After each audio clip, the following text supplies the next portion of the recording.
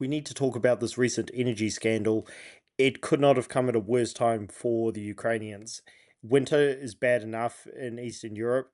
They're almost 4 years into this war. Their soldiers, they're already tired enough, and it's going to be extra difficult to get the necessary supplies to them while they're fighting.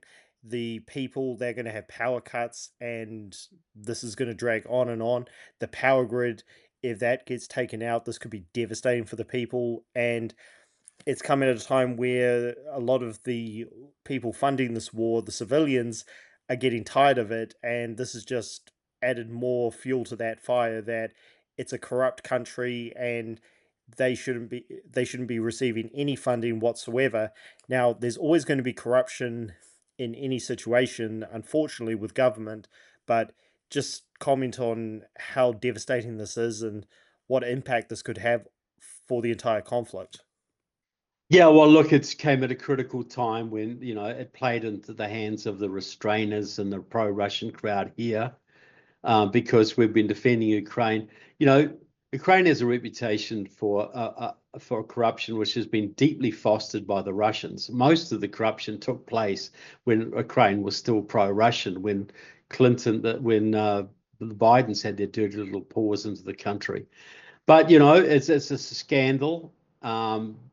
People very close to Zelensky are involved in this. Nobody has been able to pin this to Zelensky at all, and I'm sure his enemies would have if they could have, but still it's touched his regime, it's hurt his credibility, and most importantly of all, it has damaged Ukrainian morale. That is the biggest thing. These guys who did this, you know, I I hope they get the harshest sentences they can. To to rip off your own country in such a critical time. That's a very high level of cynicism. So, but here's the thing. In what other country? We look at America. We look at the scandals around Hillary Clinton, Barack Obama, the Bidens, Kamala Harris. None of them ever get prosecuted for it. These are high, but here you're going to see an advisor to the president of Ukraine more than likely be prosecuted pretty darn soon, and key people around him prosecuted. Now, Zelensky could have tried to cover this up, but it's not. Well, maybe he did have no choice. I don't know, but it's out there, and they will be prosecuted. We will see resolution to this, and I hope the sentences are set an example. You know, so look, it's bad. It's disastrous. It couldn't have come at the worst time, as you said.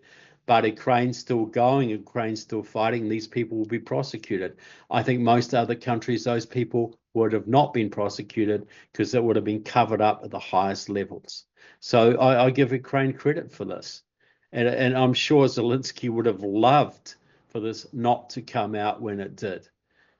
But it's out there, it's done, it'll be way, and I don't think this is going to break Ukraine, but it certainly did not help. And on that note, you mentioned the morale. It also led to politicians like Kira Rudik and Poroshenko and Klitschko calling for a change in government. Could this be a breaking point potentially for the Ukrainians?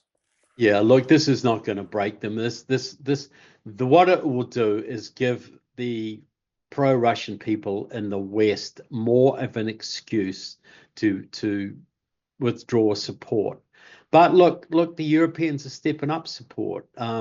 Public opinion in America is still very strongly for Ukraine. So look, given the absolute avalanche of pro-Russian propaganda we've got, I am very gratified that it's still holding up to the extent that it is. I think it's a testament to people's sanity, and it's a testament to the courage of the people of Ukraine that they can still inspire others around the world. Because can you imagine anybody else holding up for nearly 4 years against what they've had to endure? 100%. And because there's always corruption in every government, people often overlook that this was just a few scumbags of the worst order. And it looks like the people are going to pull through, which is great. We wish that, of course. Look, they know surrender is death. So better to die on your feet than live on your knees and see your children abducted. How are you going to look your kids in the eye and say, I gave up the country so you could be a slave of the Russians? They would rather die. And I'm not wishing death on any of them. I'm not even wishing death on the Russian soldiers. I don't want anybody to die. But if somebody's got to have to die, it's got to be the people from the dark side of the forces here. Because look, I think Ukraine can still win this. I think while there's a God in heaven, I think Ukraine has got a chance.